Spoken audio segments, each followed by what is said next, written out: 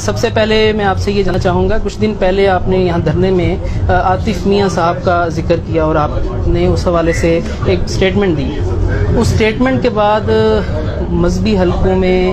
پاکستان میں اور پاکستان سے باہر کچھ بہت سارے تحفظات کا اظہار کیا گیا، شاید وہ آپ تک پہنچے نہیں۔ ہم وہ تحفظات آپ تک پہنچانا چاہتے ہیں کہ عاطف میاں کے حوالے سے یہ بات سب کو معلوم ہے، وہ بڑے ویل نون قسم کے قادیانی ہیں جو ختم نبوت پہ یقین نہیں رکھتے۔ تو آپ کی اس حوالے سے اپنا ذاتی نظریہ کیا ہے اور جماعت کی پالیسی کیا ہے؟ پہلے تو میں کلیئر کر دوں جی، میں نے پروفیسر عاطف میاں کا نام اس لیے لیا تھا کیونکہ میں پڑھ رہا تھا، میں تو میگزین میں پڑھا کہ دنیا کے ٹاپ 25 اکانومسٹ میں وہ ایک ہے۔ مجھے تو یہ نہیں پتا تھا کہ ان کی ختم نبوت کے خلاف انہوں نے کوئی کیمپین کیا، مجھے اس کا کوئی اندازہ نہیں تھا۔ میں کلیئر کر دوں، میں قرآن میں اللہ کے الفاظ سمجھتا ہوں اور جو قرآن میں مانتا ہے وہی ہے مسلمان، اور قرآن کے اندر جب واضح لکھا ہوا ہے کہ آخری پیغمبر ہمارے پیارے نبی صلی اللہ علیہ وسلم ہے، تو جو اس کو ان کو آخری پیغمبر نہیں مانتا وہ مسلمان نہیں ہو سکتا، کیونکہ قرآن جو ہے وہ اللہ کے الفاظ ہیں۔ اگر یہ نہیں مانتے تو آپ مسلمان ہی نہیں ہیں۔ اور جب قرآن جو چیز کہہ دیتی ہے واضح طور پہ کہ آخری نبی کون تھے، تو اس کے بعد بات ختم ہو جاتی ہے کہ اگر آپ یہ کہیں کہ جی کوئی اور اس کے بعد نبی ہے اور آپ اپنے آپ کو مسلمان کہیں، آپ مسلمان نہیں ہو سکتے۔ ٹھیک ہے، اور دوسرا یہ بتائیے گا کہ پاکستان میں 1974 کے آئین کے تحت قادیانیوں کو غیر مسلم اقلیت ڈکلیئر کیا گیا۔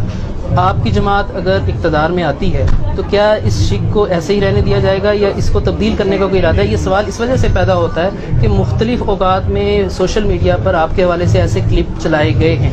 کچھ ریکارڈنگز چلائی گئی ہیں کہ عمران خان صاحب ہو سکتا ہے اقتدار میں آ کے ان لوگوں کو مسلمان ڈکلیئر کرنا چاہتے ہیں، یا کچھ ان کا اس طرف ذہن ہے عالمی برادری یہ چاہتی ہے تو کیونکہ عمران خان صاحب بھی یہ کریں۔ پہلے ایک چیز کلیئر کر لیں، عمران خان نہ کسی عالمی برادری کا غلام ہے،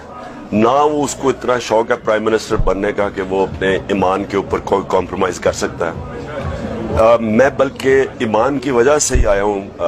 سیاست میں، نہیں تو مجھے اللہ نے کسی چیز کی کمی نہیں دی، مجھے آنے کی ضرورت نہیں تھی۔ میرا ایمان کہتا ہے کہ ظلم اور ناانصافی کے خلاف آواز بلند کرو، اور وہ صرف آپ سیاست میں آ کے کر سکتے ہیں، کیونکہ یہاں ظالم ہے، چوری کرتے ہیں پیسہ، غریب کر رہے ہیں، لوگوں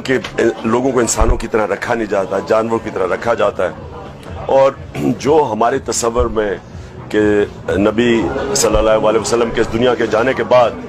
جس طرح کا وہ جو مدینہ کی ریاست بنائی گئی تھی، سارے مسلمان اس کو سمجھتے ہیں کہ وہ ایک صحیح اسلامی ریاست تھی، اور ہم اس کے اوپر پاکستان کو ماڈل کرنا چاہتے ہیں۔ اب یہ کہنا کہ ہم آ کے تو یہ چینج کر دیں گے، کوئی قانون چینج کر دیں گے، بالکل غلط بات ہے یہ۔ ہاں، ہم یہ چاہتے ہیں کہ سارے انسان، رب العالمین ہے، سب انسانوں کا خدا ہے، قانون کے سامنے سب ایک برابر ہو، اور یہ مدینہ کی ریاست میں تھا کہ سب کے حقوق تھے، عیسائیوں کے حقوق تھے، یہودیوں کے حقوق تھے، سب کے، تو وہ تو انسانوں کے سب کے حقوق ہیں۔ یہ میں کہتا ہوں قانون کے سامنے سب ایک برابر، لیکن یہ کہنا کہ جو نبی کو آخری نبی نہیں مانتا وہ مسلمان تو نہیں ہو سکتا۔ اس شک کو آپ آ کر بالکل